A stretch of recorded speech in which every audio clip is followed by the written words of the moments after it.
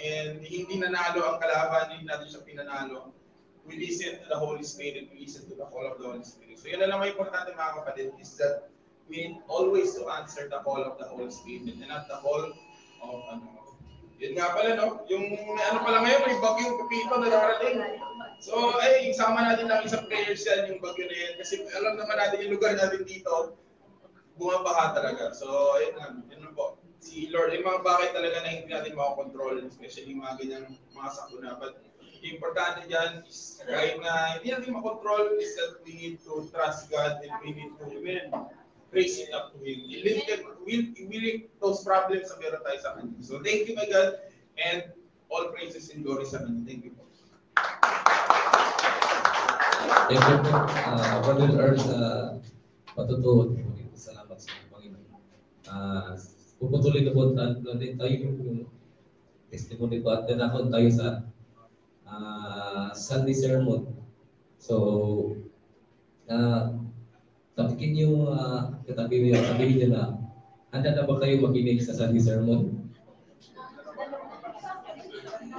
Okay.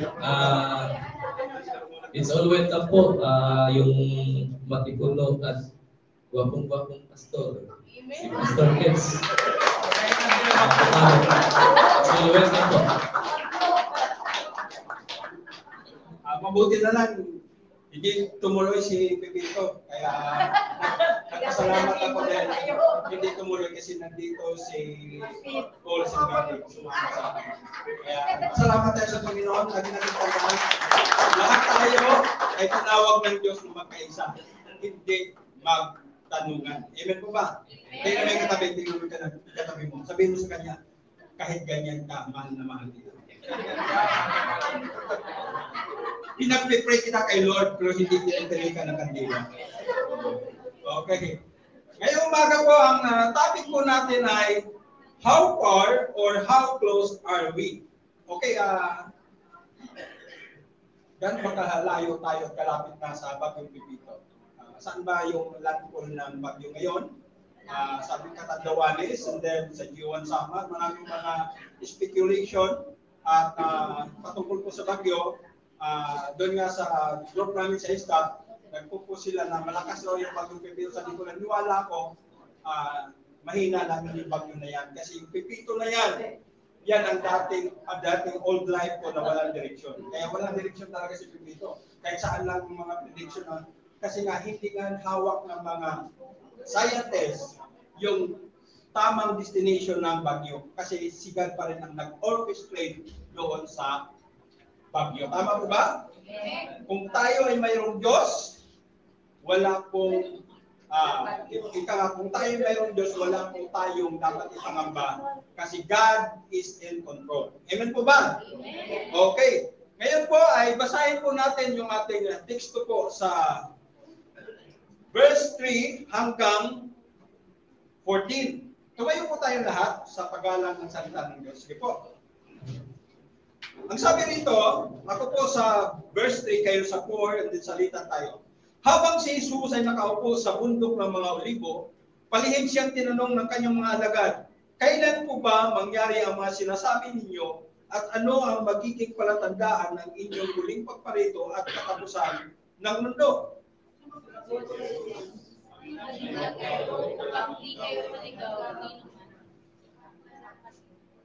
Verse 6, verse 5, maraming paparito sa pangalan ko at magpapanggap na sila ang Kristo at marami silang maliligaw.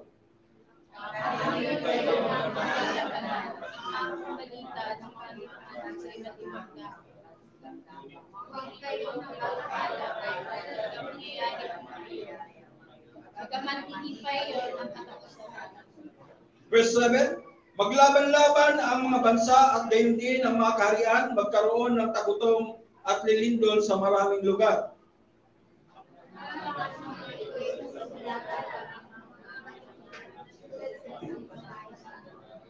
Verse 9, pagkatapos ay kapuputan kayo ng lahat dahil sa inyong pagsunod sa akin, isasakdal kayo upang pahirapan at patayin.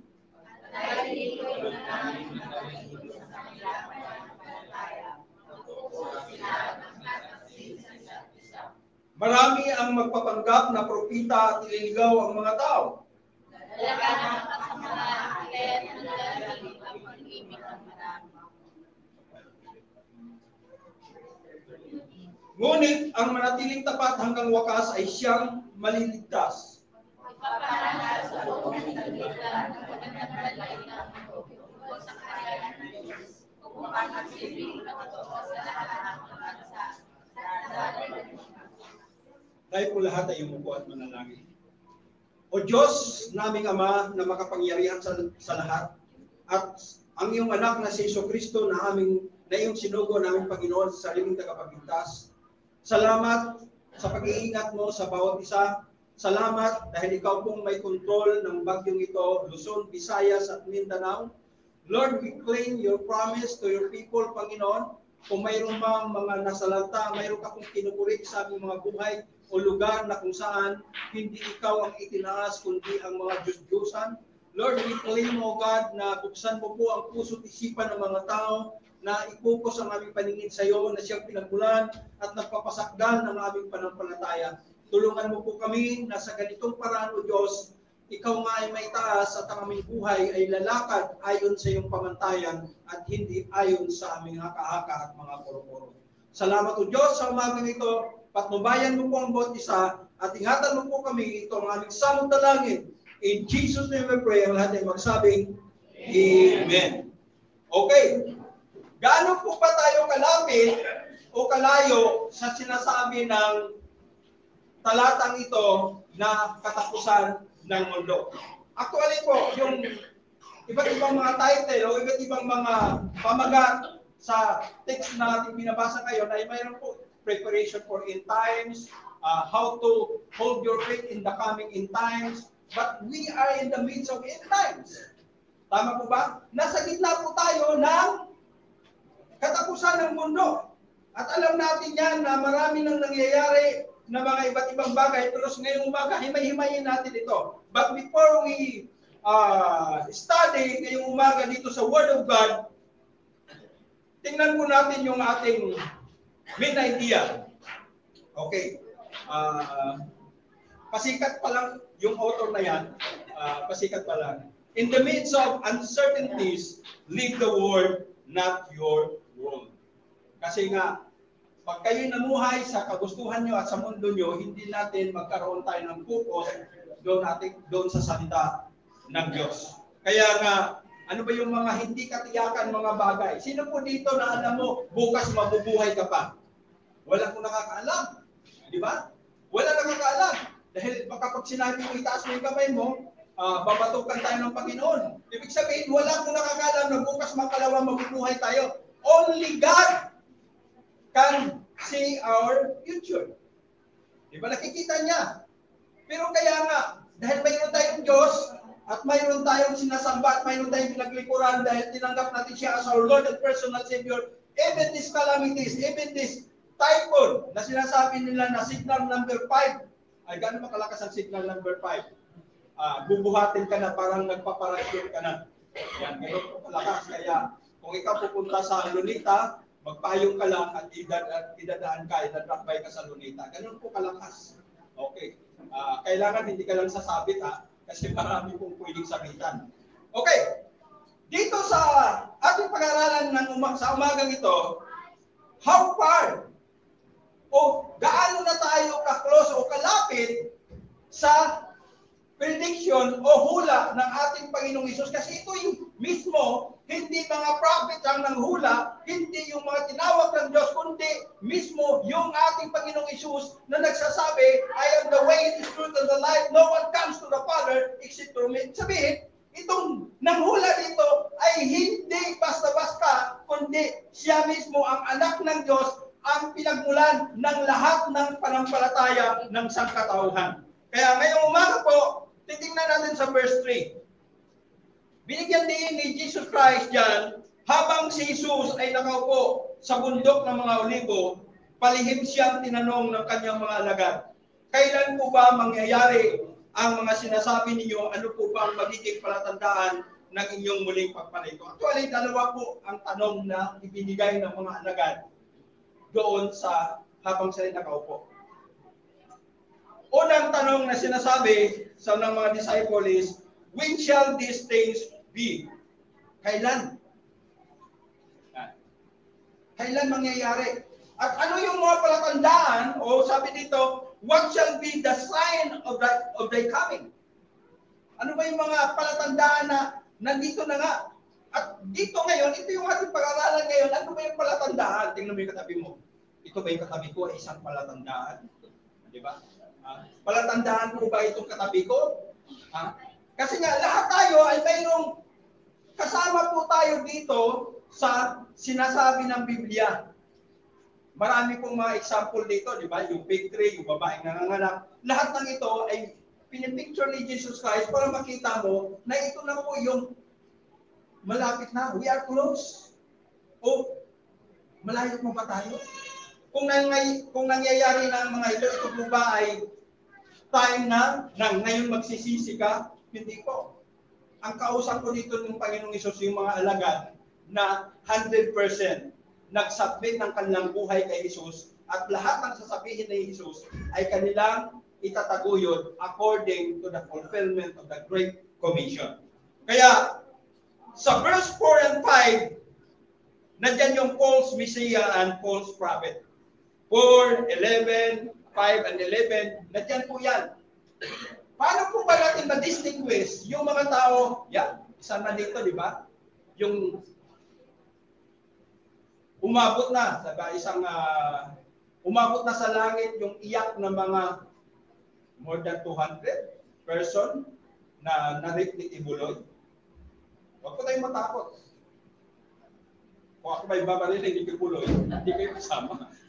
Okay, gusto ko lang kung maintindihan natin na sa time ngayon, madali mong i-identify yung mga ngaral na fake o mga ngaral na genuine. Pag mayroong kinukuha sa iyo na nabag sa moral values, ibig sabihin, fake yan. Magtanong ka na. O yung pamumuhay mo, kung hindi ayon sa pamantayan ng Diyos, baka ikaw isa sa mga false prophet o ikaw ay isa sa mga antikristo. Nakakarimarim lang po, nalulungkot lang po ako kasi nga, di ba, yung una ay si Ecleo. Kilala mo ba niyo si Ecleo sa Dinagat Island? Na pag nagbubunot siya ng ngipin, parang ang bilis. Nagtataka yun, bakit ang bilis? Sabi ko sa kanya, ano kayang sekreto nito? Yung kanyang mga alagad. Kaya ang ginawa ko, gusto ko magpabunot din. Gusto ko makita talaga. May maliit palang flies, nakaganon dito. Pagpikit.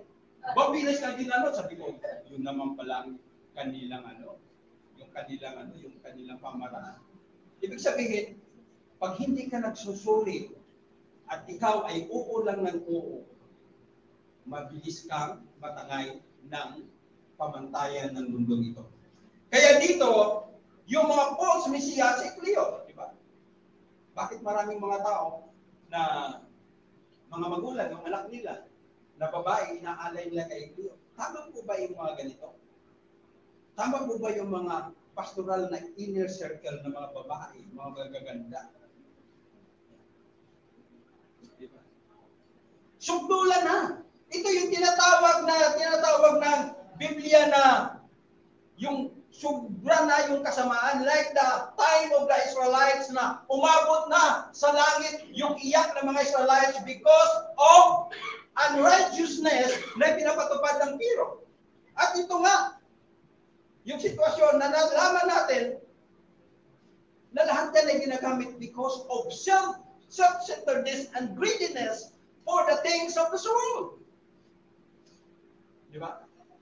Kaya nga, pag hindi po natin nakikita yung kasakiman sa mundong ito, at wala kang time, di ba yung sa mga yung sa dumating ang time na dumating ang Panginoong Hesus, di ba sabi niya, sabi ng iba, Panginoong Hesus, papasukin mo kami dahil nagpapalayas kami ng demonyo, nangangaral kami sa pangalan mo. Ang sagot ng Panginoong Hesus, hindi sinasabi na hindi siya kilala. Yung mga taong ito, marami ngayon, nangangaral salita ng Diyos ginagamit para magiging source of income. but their life is empty in the presence of God. Kaya nga gusto kong bigyan pansin ninyo na kung ikaw nag-aaral ng salita ng Diyos, alam mo ang salita ng Diyos, pero hindi mo ginagawa ang kalooban ng Diyos, you are belong doon sa mga taong ito. Kailangan natin makita yung ating sarili. Kagabi, o kahapon, maghapon po ako na wala sa bahay kasi nga may inasikaso kami ni Mrs. doon sa kanyang dreams. Kanyang umaga, maaga akong gumising kasi may sinundo kami sa Parinas. Kaya si Mami at yung anak niya na si Bong at saka si Amy ay binigyan ng privilege pumuntang US si Mami para maghingi ng kondisyon. So, para mawas ko lang sa US. Okay. Kaya mamaya, after this, magkukwentuhan lang tayo tapos mayroon akong papagawa doon sa ating training sa tinatawag natin na follow me. Then, pupunta na ako. Kaya gusto kong maintindihan natin. Nung false Messiah at false prophet, marami na yun. Hindi lang sa Pilipinas. Ang dami.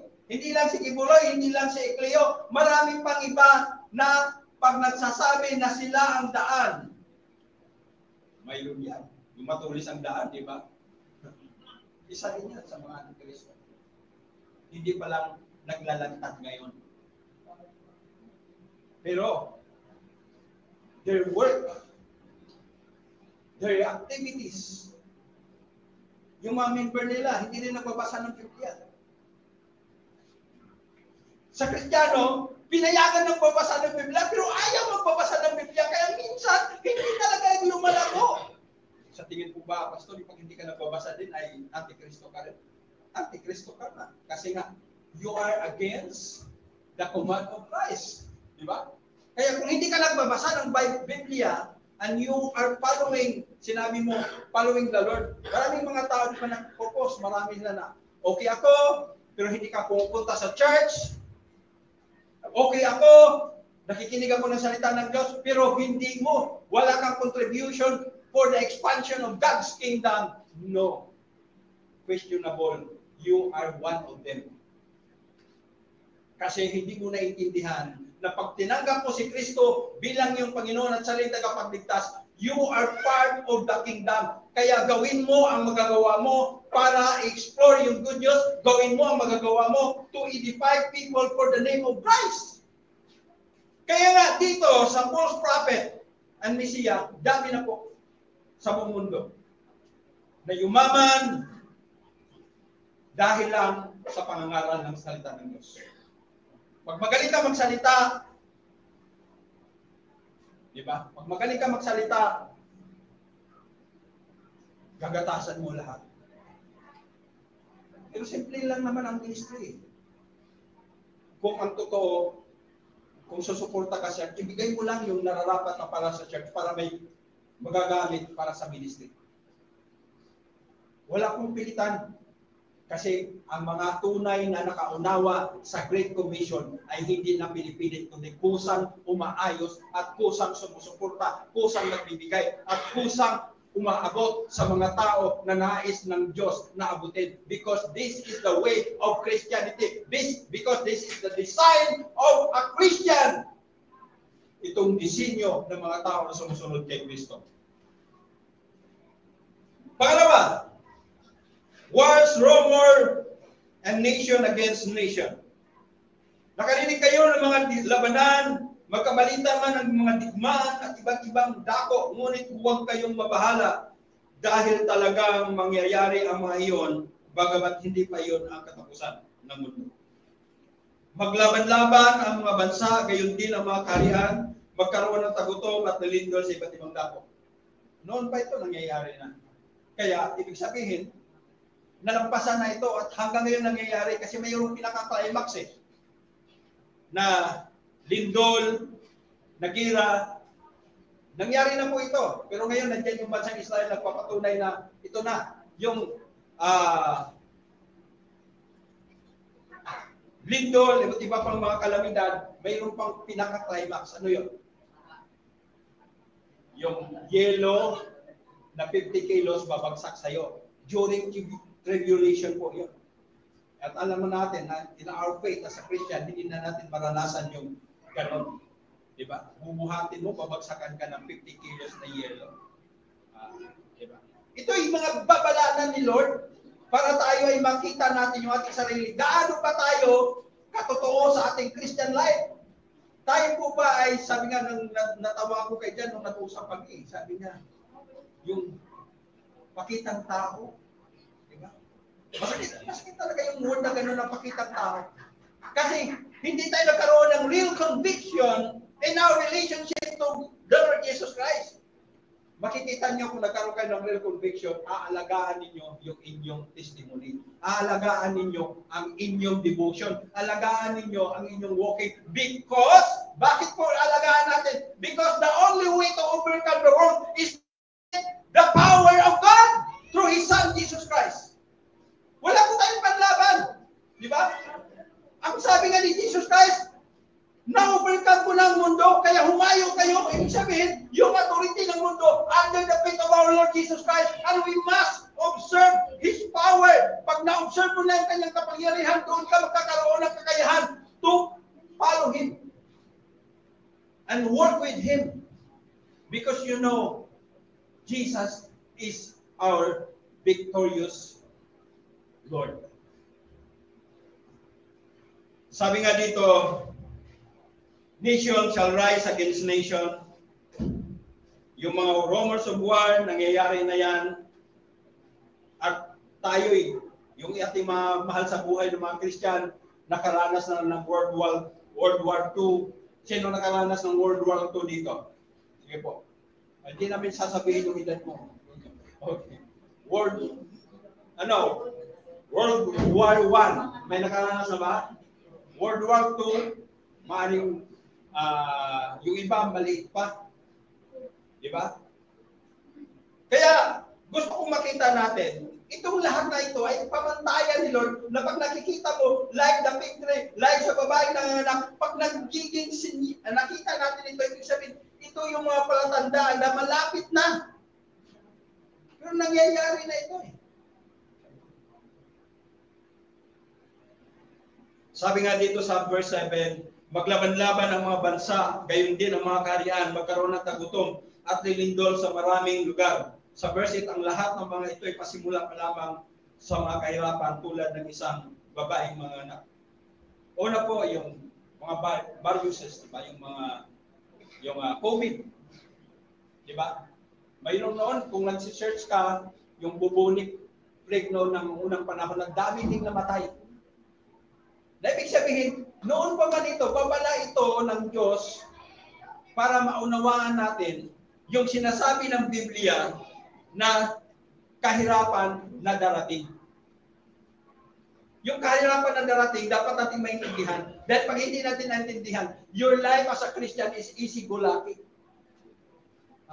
Sino dito yung pinagpipray mo yung kamag-anak mo? Pinagpipray mo yung classmates mo na makakilala sa Panginoon? Ganon tayo ka-concern. Bakit naintindihan mo na lahat ng mga taong ito, pag hindi mo naabot, lahat ng taong ito, pag hindi nakakilala sa Panginoon, ay pupunta sa dagat-dagatang apoy? Pag ganon ang concern mo, masidhi ng pangungusap sa iyo ng banal na Espiritu. Pero pag hindi mo pa naranasan yung mga ganong bagay, you are walking far away doon sa commandment ng Lord. Kaya nga, nangyari sa famine. Amazing how much we are reading about famines in these days. North Africa, may iba-ibang plague. India, perennial problem. Bangladesh, great drought in the Midwest causing some to top food and rationing by next spring. Nagkaroon na ng rasyon ng mga pagkain. Ano pa? Food production, kinukulang. Dito lang sa Pilipinas at sa Ghana. Pag may pera ka. Di ba? Kaya nga, nakita niyo po ba? At nag-research tayo kung paano yung ibang bansa naghihirap because of famine. Because of iba't ibang mga viruses. Mga kapatid, itong mga pestilence na to, yung COVID-20, 1920 hanggang 2022, di ba? Ang daming namatay. Excuse me. Pag maraming namatay, ibig sabihin, bakit hinayaan ng Diyos? Hindi mo pwedeng questionin si God. Hindi mo pwedeng sabihin kay God, Lord, bakit nangyari ito? Part ito ng pagising sa buhay ng mananampalataya. Kami nakaranas ng COVID. Pero hindi ko kailanman kini-question si God. Bakit? Ang pamaraan ito, parang sabihin na wala pong sinisino ang kapangyarihan ng Diyos. Ang kailangan mo lang, you must be aware of God's power. Pag aware ka sa kapangyarihan ng Diyos, you must connect Him. You must submit yung buhay mo sa Kanya. Kasi alam mo, siya lang may-ari ng buhay mo eh. Kaya itong lahat ng ito, pestilence na to na nangyayari sa ating sa buong mundo, bahagi ko ito para ikaw ay manalangin. Gaano ba tayo kadalas manalangin? Tingnan mo yung katabi mo. Ilang beses mo pinag-prayan? O hindi ka concerned sa life nila? Yung mga tumatayo dito, pinag-pray mo ba na gabayan ng Panginoon? Kasi pag hindi natin nakita yung ating sarili, at nakita mo lang yung kagustuhan mo, at yung ikaw ay nasusunod para maglingkod sa Panginoon, katulad ka doon sa sinasabi ng Biblia, di sabi ni Jesus, lumayas kayo, mapagawa ng masama. Because hindi mo na unawaan yung real purpose of your life. Bakit ka niligtas ni Christ? Bakit ka tinubos ni Christ? Bakit ka binigyan ng buhay na walang hanggan? Bakit ka pinatawad sa kasalanan mo? Upang ibigay sa iyo ang tamang pagpapalaya upang ikaw ay maging malaya na magpatotoo sa iba.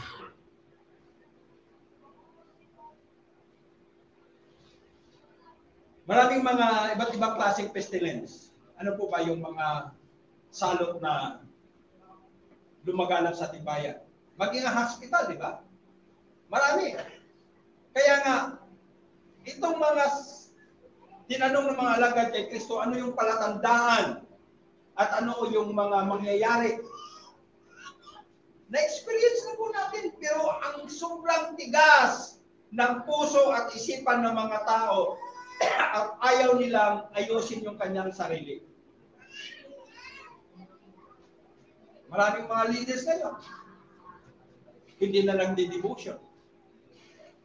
Maraming mga tao gustong mag-preach pero walang bunga. Diba? Gustong mag-preach. Alam mo ba kung nag-preach ka, katulad ka doon sa mga tao na kung wala kang inabot, wala kang buhay na binago. Katulad ka doon sa mga tao na sinabi ni Jesus Christ, lumayas kayo, mapagawa ng masama. Kasi nga, yung life as a Christian,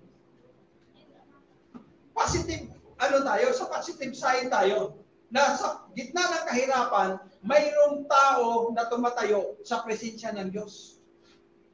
Hindi tayo na bibilang sa mga tao na nahawaan ng kaguluhan ng mundo.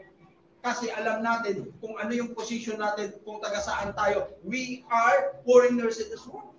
Tama po ba?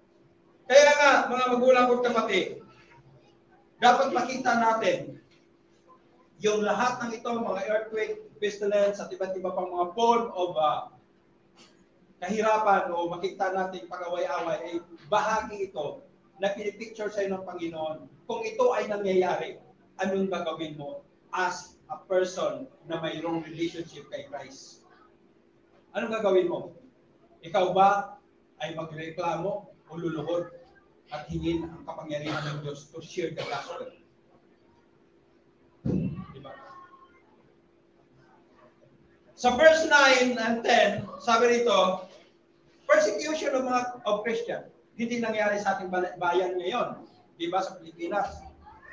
Mayroong iba lang mga kamag-anak na nag-persecute sa'yo. Pero sa ibang bansa, matindi ang persecution. Lalo na sa mga lugar na kung saan hindi na-allow yung Christianity. Lalo na sa iba na hindi na-allow yung pagsamba sa Diyos. Matindi ang persecution. Kaya mapalad tayo dito, malaya tayo, pero yung kalayaan natin, hindi natin itong ginagamit to mold ourselves, to testify the goodness of God. Kundi nagagamit natin yung ating kalayaan to so easy. Sa ating Christian walk with God, wala tayong naabot, wala tayong tinatawag na personal. Ano yung dalawa? Una, personal at saka pastoral, di ba? Ano yung personal? Yung fruit of the Spirit nandyan sa'yo. Ano pa? Not only the fruit of the Spirit, kundi ano pa? Yung pastoral commission ay yung ikaw ay nagbabahagi sa iba. Yung personal na yung buhay mo ay binago sa Panginoon. Kaya nga dito po, sa kapuputan kayo ng marami, sino po dito yung pinalayas ka ng bahay mo? Wala pa naman, di ba? Pinalayas ka dahil iba yung panampalataya mo. Hindi ka na kinakausap ng mga kaibigan mo dahil iba ang panampalataya mo. Ano pa? Maraming pang iba. Sa Pilipinas, maaaring noon, mayroong mga persecution. Pero ngayon, may freedom na yung religion. Kaya minsan dahil sa freedom na yan, hindi tayo nagpipray na makonvert yung ating family, makonvert yung ating kaibigan, yung ating mga mahal sa buhay, yung mga tao na mga kamag-anak natin. Wala na tayong concern. Wala na tayong concern sa ating task na ibinigay ng Panginoon na humayo at gawin yung alagad ng lahat ng bansa.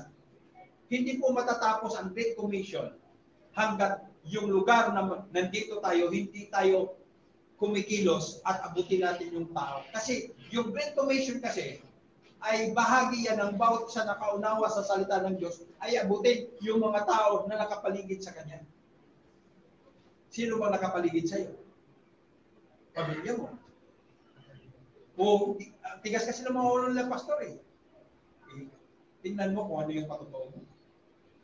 Baka naman sa patotoo mo natitison sila. Nakatambak yung pinggan.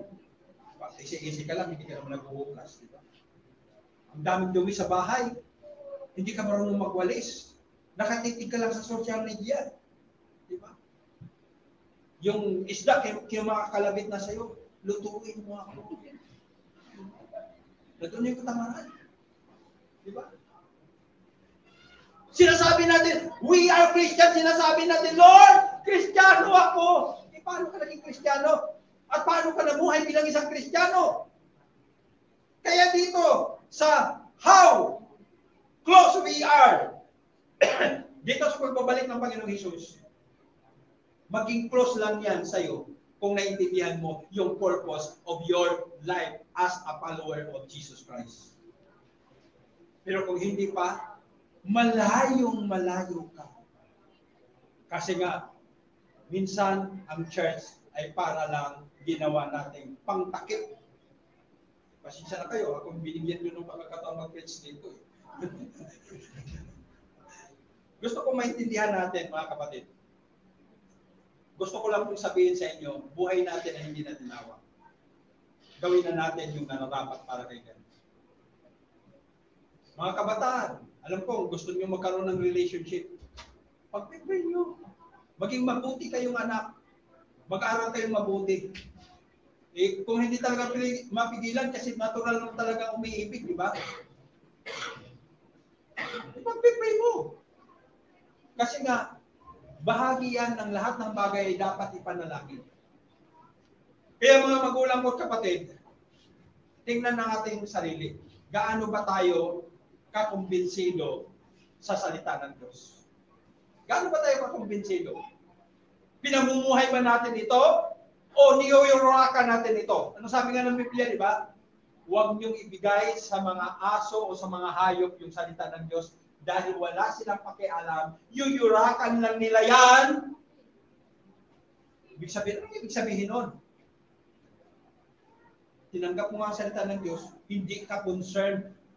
Baliwala sa'yo kasi kagustuhan pa rin natin ang nasusunod. Yun po ang ibig sabihin. Yung kagustuhan mo ang nasusunod, yun po ang ibig sabihin, niyuyurakan mo lang ang salita ng Diyos sa buhay mo. Kaya wala kang pakialam because your heart is katulad ng pusong bato. Sa verse 12, ito yung matindi ngayon. Di ba? Laganap ang kasamaan kaya manlalamig ang pag-ibig ng marami. Ngunit manatiling tapat hanggang wakas ay siyang maliligtas. Ang hirap nito. Ano bang ibig sabihin na lalaganap ang kasamaan? Yung iba ayaw na mag-church. Hindi naman sila masama, pastor eh. Papunta na yung doon. Okay kami. Di ba? Danger po yan. Pag ikaw ay hindi na nag-devotion at sinasabi mong okay ka kay Lord at hindi ka pumunta sa church at sinabi mong okay ka kay Lord at hindi ka nagbibigay ng yung tithes and offering at sinabi mong okay ka kay Lord, malaking kalokohan yan kasi you are now far away from the purpose of His kingdom. Kaya dapat natin maintindihan. Gaano ba natin naunawaan ang kingdom ng Diyos? Bakit gano'n na lang yung iba nagsusumikap? Mabuti pa yung mga cult, di ba? Masigasig sila. Naabutin yung kanilang kapwa. Di ba? Yung patotoo doon sa, yung patotoo? Yung pamangkin ni Kibuloy. Ang nire-raise niya, ilang milyon? Para may panggasolina lang yung jet ski. Di ba? Kasi ang pananaw nila, ito yung pamaraan para makapasok ako sa langit. Mali. Mga kapatid, correct. Mga kapatid, gusto ko pong intindihin natin. Hindi yung sasabihin ko ang pakinggan nyo, kundi yung mensahe kung tama ba ito ayon sa salita ng Diyos. Kasi kami dito nagpe-preach lang ako.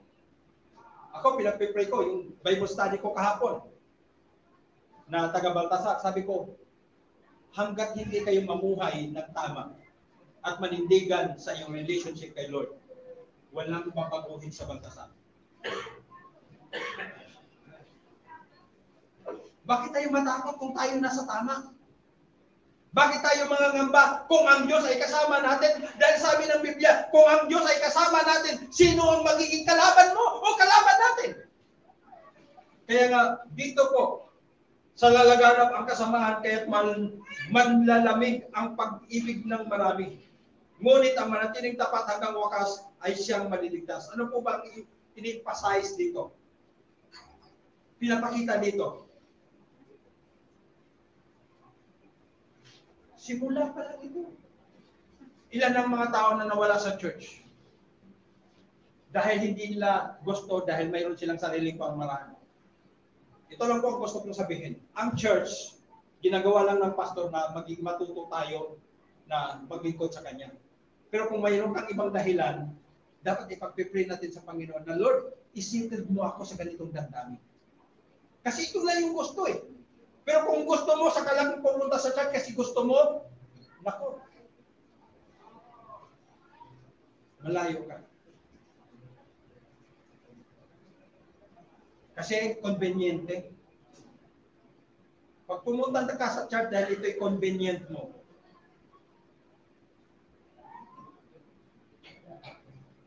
sinasabi ko sa iyo,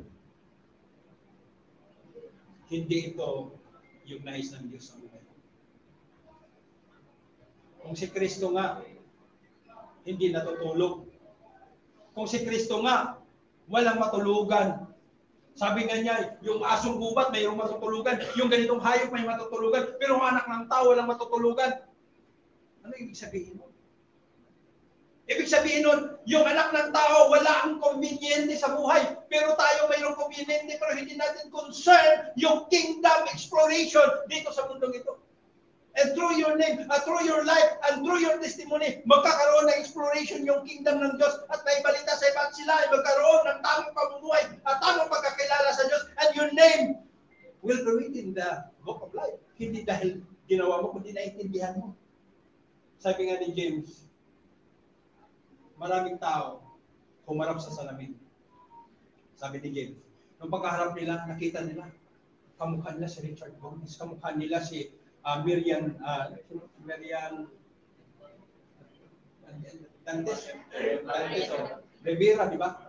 Pero hindi na nakalimutan yung tunay na mukha nila. Kung sino sila, sino sila? Mga Kristiyano, mga anak ng Diyos, tinubos ng dugo ng Panginoong Isus. Kinukumpara nila sa sarili nila sa iba. Hindi nila kinukumpara na sila'y tagalangit. At yung tagalangit ka, dapat i-implement mo yung buhay sa langit because this is the way of God for you. Maraming mga tao na hindi naiintindihan.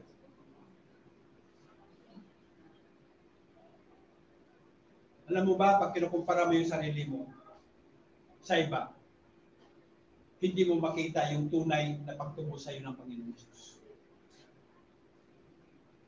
Tanggapin mo kung ano mayroon ka, yung kakayanan mo yan, yung kalakasan mo yan, yung katauhan mo yan, yan ka gagamitin ni Lord para makita mo na the Lord is good and we are created in the image of the likeness of God.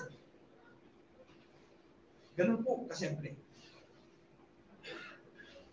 Sa verse 14, ipapangaral sa buong sanlibutan ang magandang balita, ito tungkol sa kaharian ng Diyos upang magsisilbing patotoo sa lahat ng mga bansa at sa kadarating ang wakas. Napapansin nyo? Worldwide na yung spreading the gospel. TikTok, ano pang mga form of platform na ginagamit ngayon ng Diyos para abutin ang mga tao. Kasi lahat ngayon mahilig na sa cellphone, di ba? Mahilig na sa mga ilang singon dito ay magsasabi ng totoo. Ilang oras kayo nasa media? Nasa YouTube, sa Facebook, o nasa iba't ibang mga messenger na nanonood. Sabihin ng totoo. Darating si Pepito. Mga kapatid, aminin na natin. Wala na tayong na kausapin ng Diyos. Wala nang tayo to have personal inventory sa ating sarili. Na Lord, nasaan na ba ako sa aking walking with you? Nasaan na ba ako? Yung anak ko ba na ipagpipray ko ba? Yung aking kapatid ko ba? Inadadala ko ba sa Panginoon? O nagiging routine na lang sa'yo kasi hindi ka naniwala talaga na ang Diyos ay gumagawa ng himala to prepare your relatives para sa kanyang coming. Kaya nga, the gospel preached all the nation. Naniwala po ba tayo? Hindi dyan ng iba't ibang platform, pastor eh. Hayaan na natin sila. Pero may pang general na preaching, may pang personal na preaching, at mayroon pang specific na preaching. Yung specific na yun, yung mga tao nasa paligid mo. Personal, yung sarili mo at mga kamag-anak mo. General, yung mga nadyan sa, makikita natin sa iba't ibang platform. Natouch ka. Pero wala kang ginawa. Hanggang doon lang. Hindi na bibigay yung purpose. Information lang yan.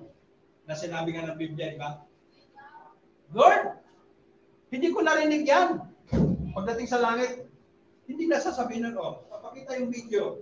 Yan enjoy na enjoy ka ba din sa TikTok, nanonood? Yan ang mensahe ko sa'yo, pero wala eh. Nilipat mo sa iba na gusto mo. Marami ng mga ganon. Kaya gusto kong makita ninyo, magkaroon tayo ng advance na pag-iisip bilang Kristiyano.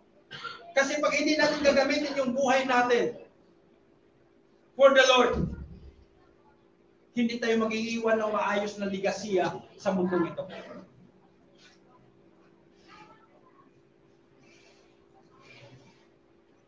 Una sa ating application ay be discerning. Paano po ba natin ma-discern na tayo ay nasa tamang daan sa paghihintay sa Panginoon at malapit na tayo? Ito yung natutunan ko sa personal life ko. Huwag mong kaingitan yung kapwa mo.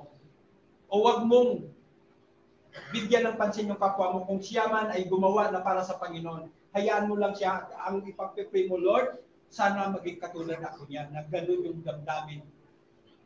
Ako po, sa church, sabi nila, marami kang nabot, pastor, wala. Actually, wala akong nabot. Pinagpipray ko, Lord, tulungan mo po ako na marami pa akong nabot. Paano ba tayo maging discernment? Beware of false teaching and false prophet. Siyempre, spirit and doctrine. Tinitis mo ba yung espiritu? Di ba? Makikita natin sa testimony ng Senado, di ba? Si Paul, nandun yan. Sa Senado, nandun yan kay Pia Cayetano, pumunta yan, nandun yan. Kasi ginagamit na yung legal yan. Na pagdating ng panahon, magiging, di ko alam kung tatakbong senador yan eh. Pero kayo po ba, nandiyan sa tabi niya, kung tatakbong senador. Kaya gusto kong maintindihan natin, na lahat na mayroon tayo o ginagawa natin, may purpose ang God para ma-educate tayo in our Christian life, in our Christian living, in our Christian destination, na makita natin, ito ako, nandito ako, ito yung gusto ng Diyos na ipapagawa sa akin. Kaya, hakbagan ko ito dahil ito ang layunin ng Diyos to promote His kingdom through my life, through my testimony, through my walking, through my family.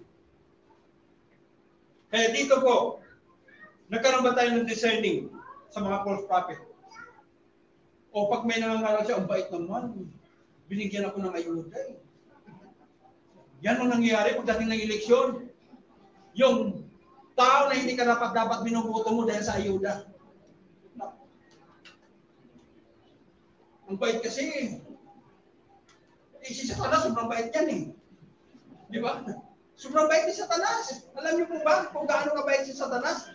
Siya ang praise and worship leader sa heaven. Ano lang ang mayroon si Satanas?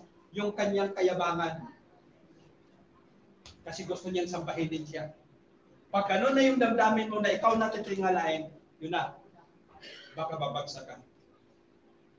Pangalawa, persevere in faith. Paano ba natin i-persevere yung ating faith sa Panginoon? Paano ba natin, in the midst of persecution and trial, remain steadfast in your faith? Doon sa 9, 10, and 13. Manatili tayo. Pag ikaw ba gutom na gutom, nagugutom ako, kaya lisensya ko ito, magnakaw. Nagugutom kasi ako, kaya nagnanakaw na lang ako. Hindi ka maglakad. Maglalakad ka. Pag makita ka may mga kampong natanim, humingi ka. Tapos sa iba naman, pag mayroong nakikita kang mayroong mga ganito, naku, minsan kasi, hindi tayo marunong dumiskarte sa buhay. Yung mga alagad, di ba, marunong dumiskarte, gutom na sila. Di ba, naglalakad sila sa palayan. Yung palay, kinukuha na kinakain, kaya nagagalit yung mga Parisiyo. Hindi nabuhugas yung kamay, yung mga alagad mo, kumakain. Kaya kinaliwanag ni Christ. Nagreklamo ba sa mga, Lord, ano ba naman ito? Palay yung kinakain namin eh. Hindi. Sa mga sitwasyon, dapat mong maunawaan na nandyan ka para intindihin yung sitwasyon mo. At yung sitwasyon mo ang magbibigay sa iyo ng glory doon sa langit. Yun po ang isang dapat natin maintindihan. Persevere in faith. Share the gospel. Bakit kaya mayroong tinuturuan tayo mag-share the gospel?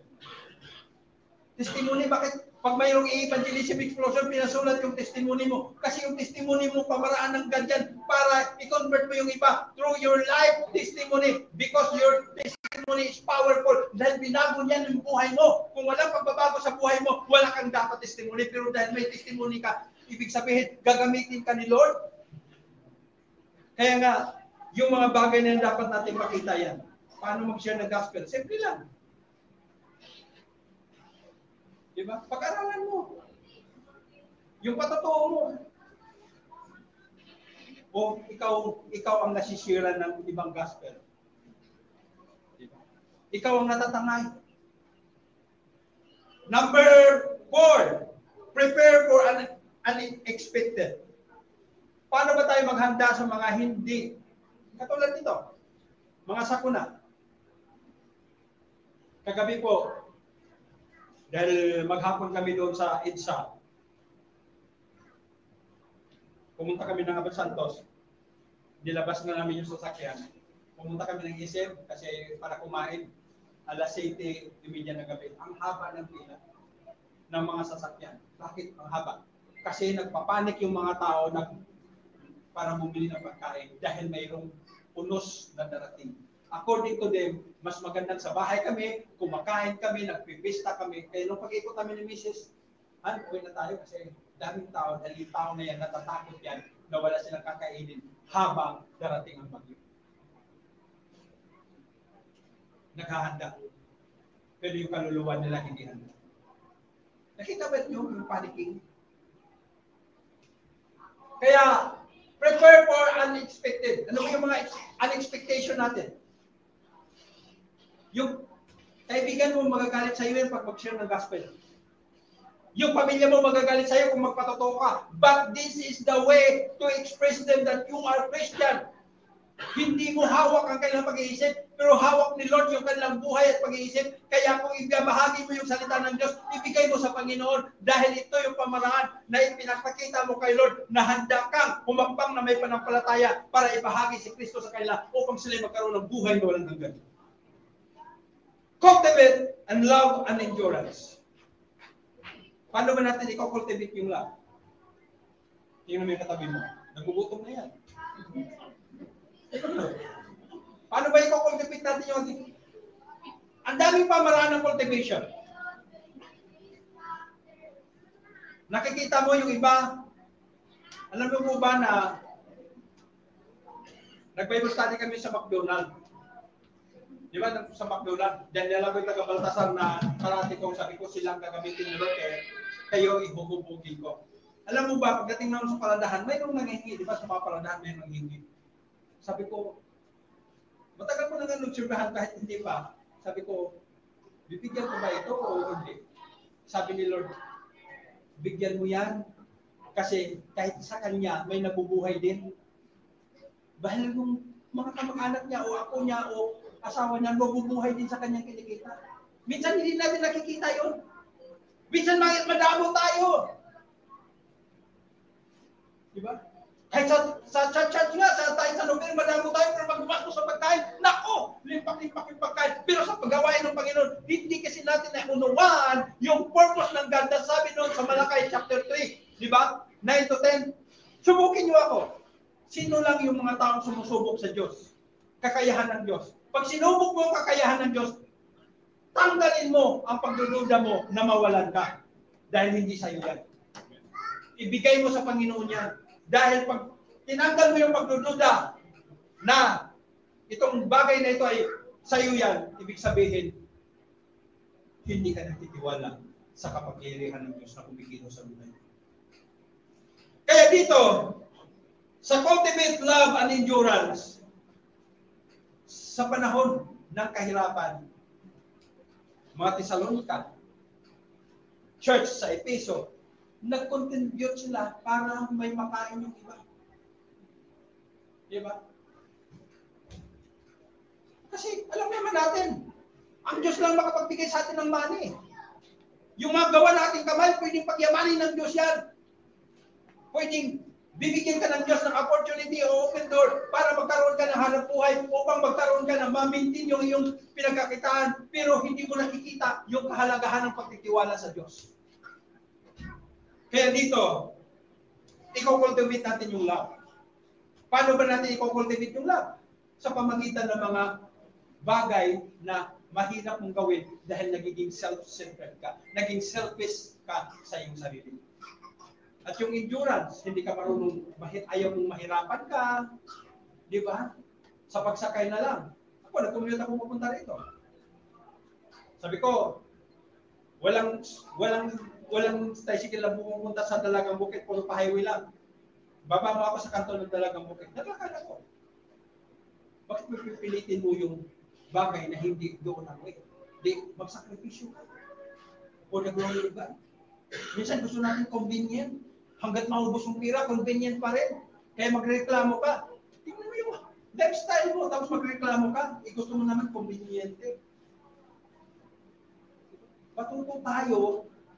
Sino dito sa inyo ang 7 kayo kumakain, isang hiwa ng yung tawag ito yung kulay dilaw? Ha? Kulay dilaw? Hindi, kulay dilaw na gulay na kalabasa. Isang hiwa 5 piso, tapos isang laki may 7 kami kumakain. Minsan gusto natin kasi masarap. Ako, nagsasabi lang ako na nagagas ako masarap pag gusto ko yung tao ipipit, pero pinapaliwanag ko kung ano talaga ang tunay na buhay. Eh sa bahay na lang, nag-oatmeal ako. Walang asukal, walang asin. Bakit ko kinakain lang? Kasi gusto ko, mabuhay pa ako na matagal. Kasi sabi ni Lord, pag tigasan mo yung ulo mo at kumakain ka ng matamis at kumakain ka ng ganito, patay. Hindi buhay. Di ba? Gusto natin masarap. Lahat ng masarap ay nagbibigay sa iyo ng karamdaman. Kumain ka ng okra. Ipatong mo sa ibabaw ng kanin. Kung hindi, nako, magkakaroon ka ng magandang pangangatawan. Di ba? Ay, ayoko niyan. Mapait. Alam mo ba yung mapait, sinasabi ng Biblia, pamaraan ng Diyos para gabutin mo yung iyong sarili. Kasi may sakit tayo sa ating mga kinakain. Focus on the ultimate goal. Remember that eternal salvation is the ultimate prize. Pagdating sa heaven, welcome. O anak, pumasok ka. Ikaw ang tapat. Maririnig kaya natin lang sa bibig ni Lord. Focus on the ultimate goal. Ano ba yung ultimate goal natin? Giving glory to God. Ano yung kinanta natin kanina na bago yung mabilisan ano yun? Be with you. Ano? Be with you. Be with you. Ang ganda ng song na yun. Na sa bawat sitwasyon ay kasama natin ang Panginoong Isus. Stay vigilant. Mapagmasid tayo. Kaya yung mga tao na nanindigan para sa righteousness, humahanga ako. Pero kung mayroon siyang ibang motibo, bahala na sila basta si God. Nakikita ko na ginagamit mo. Righteousness is the key para sa ating bansa ay magkaroon ng disiplina. Kung walang disiplina ang bayan, sabi ni Dr. Rizal, ay kung hindi mo didisiplina sa sarili mo, hindi ka nagdi-devotion, social media ka lang, at hindi ka nag-share ng iyong faith, ay talaga may hindi maganda.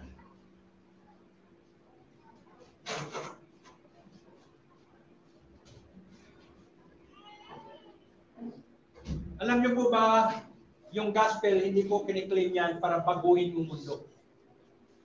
Ang gospel ay para saan? Para saan yung gospel?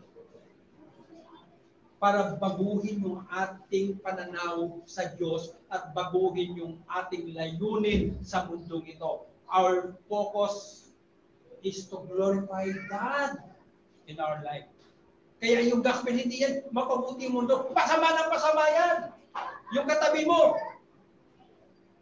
dudugasan at dudugasan ka yan.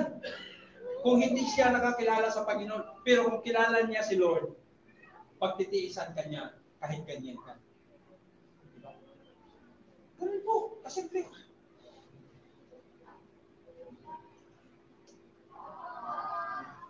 Ang gospel kasi po ay explicitly opposite kasi sa pamaraan ng mundo. Ang gospel, hindi niya pinopromote yung karangyaan, kundi pinopromote niya yung katamtamang pamumuhay na magamit yung life mo for the kingdom of God. Kaya mga magulang ko kapatid, dito sa how far o how close we are dito sa pagdating ni Kristo. Tingnan mo rin yung katabi mo, tingnan mo. Nakikita mo ba kung gaano ka-close tayo ngayon sa pagbabalik ni Kristo? O gaano ba tayo kalayo? Naging malayo lang yan. It depends your interpretation. It depends your life. It depends your testimony. It depends your participation of God's kingdom. Yun po, doon lang lumalayo yan. Pero, nandito na tayo. Ito na! Nandito na! Malapit na! Dumating ang Panginoong Hesus. Ang sabi nga ng Biblia, pag dumating ang Panginoong Hesus, madatnan kaya niya na mayroon pang nagpupuri sa Kanya. Madatnan kaya niya na mayroon pang umaabot sa kanya. Nadatnan kaya niya na mayroon pang mga tao na nagpipray para sa kanya. For the kingdom. Tumayo tayo lahat, awitin natin yung inawit kanina, yung sinasabi ko. Sige po, awitin po natin.